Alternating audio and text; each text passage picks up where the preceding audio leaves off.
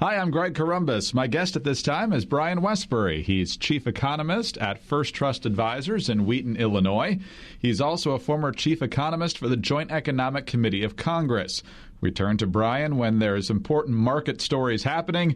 And right now, when it comes to Wall Street and beyond, the markets are definitely a major focal point. The investors, of course, are responding to concerns over coronavirus, turmoil in the oil markets, different trends and concerning trends in the bond market. And so it all came together for massive declines on Monday. Things look a little better on Tuesday, but we also want to know, of course, where it goes from here. So, Brian, thanks very much for being with us.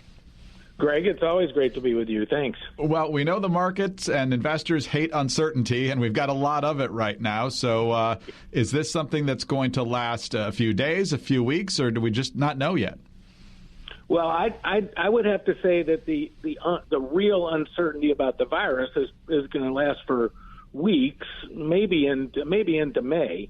And Greg, the uncertainty level is unprecedented, if you will. This is our first social media virus, if you will. It didn't come from social media, but everyone is watching every case, like every minute. There's websites where you can track all this stuff, and so it's the first one that really seems to have everyone's attention. And so the best I can do, the best any of us can do, even the epidemiologists out there, the doctors out there, the best they can do is kind of look back at the past.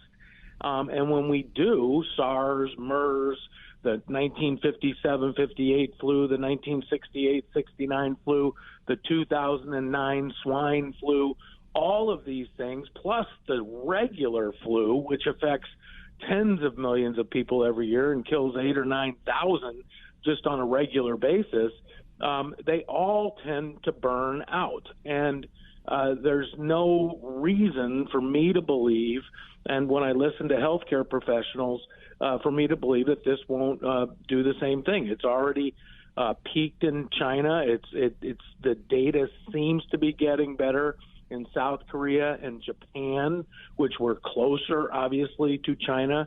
There's a couple of places where it's picking up, but the bottom line is that the general trajectory is that these things peak and then they come down. So there's no doubt that this will have an impact. I just believe that the markets have panicked. Our models suggest right now that investors, that if you think of that as what's driving stock prices, are pricing in a 50 to 80% drop in corporate profits in America, and I just think that's a panic. That's too much. Doesn't mean we can't go down from here, but it does mean that once this passes, we will snap back. I think very quickly. On some level, does this become a self-fulfilling prophecy where if the media is freaking out and the people are freaking out and therefore the markets freak out, it just kind of keeps going in a circle? Well, it does until the data start getting better, Greg. You're absolutely right. I've never believed that the media itself could create a recession, although in this case, the coronavirus is real. I'm not trying to dismiss it or anything. It does kill people. It seems like a lot fewer people here than in Wuhan, where it originated, or anywhere else in the world, really, outside of Wuhan, where the death rate was a lot higher.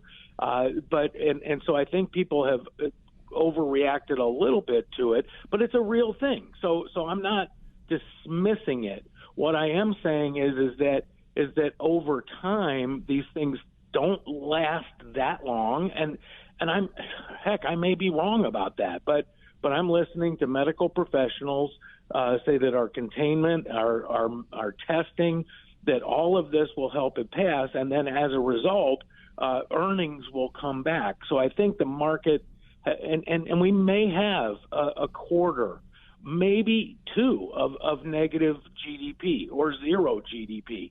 In 1957 and 58, we had two negative quarters of GDP, and then in the next year we made all of that back plus more. So, and that was a huge flu outbreak with over 70,000 deaths in that year. In other years, 2009 swine flu was a major killer, and yet we didn't have one down quarter. So all I'm saying is that we could overreact. We shut down big meetings. Nobody flies. Nobody goes to restaurants. And that's going to really hit earnings and economic growth. But I think it will be temporary. And when we look back, a lot of people don't even remember we had the swine flu in 2009. We don't cancel the Super Bowl because of the flu, and it kills 8, 9, 10,000 people a year. So I think there is an overreaction here, but again, I'm not a doctor. I'm not trying to I'm listening to doctors, and all I can say is that it will have an economic impact, and it is in a way a self-fulfilling prophecy. But once the data gets better, I think people's moods will improve pretty quickly. Two more questions on our time together here, Brian. You mentioned that it's going to be weeks here, perhaps a little bit longer even, before the coronavirus situation plays itself out. But in terms of the oil markets and the bond market, with the yield being under 1% now on the 10-year Treasury and so forth, there's concern that with the Saudis keeping production up and pushing prices down, that it puts the fracking industry in dire straits. How do we solve that? Yeah, so there are a number of companies that frack that bring oil out of the ground that way that have run up a lot of debt, and their balance sheets are weak and they're in trouble. However, there are also a lot of oil giants who have great balance sheets, and so what we'll see is what we call in economics and finance consolidation.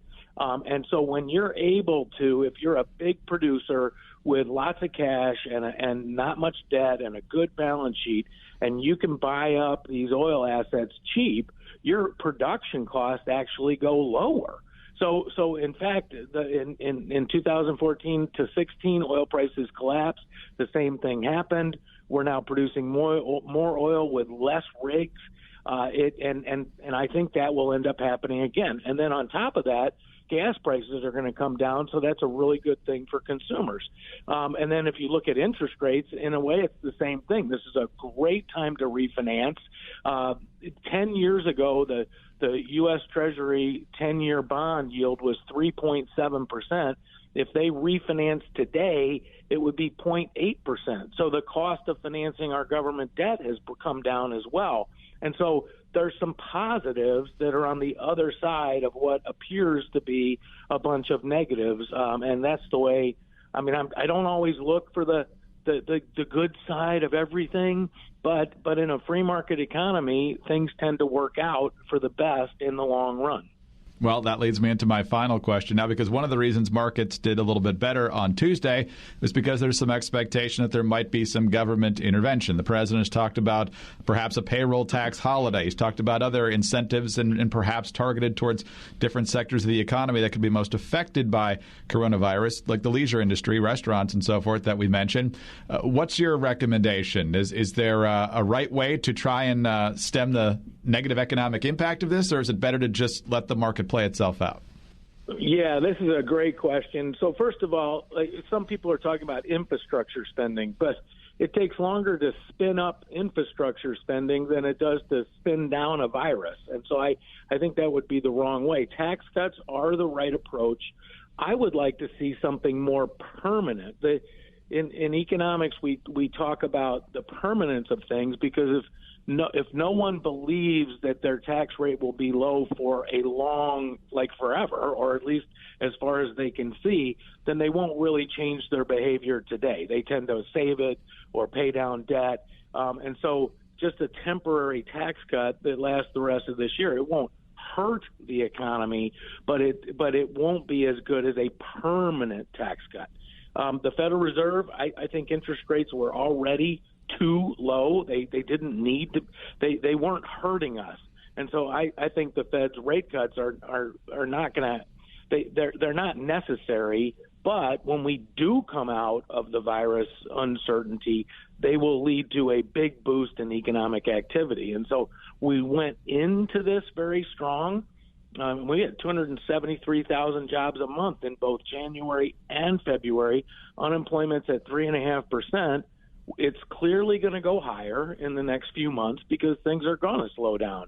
But then it's going to pick up pretty quickly. And a lot of government just takes a long time to get things done. And I think this whole thing will resolve itself much more quickly than government can actually get something done.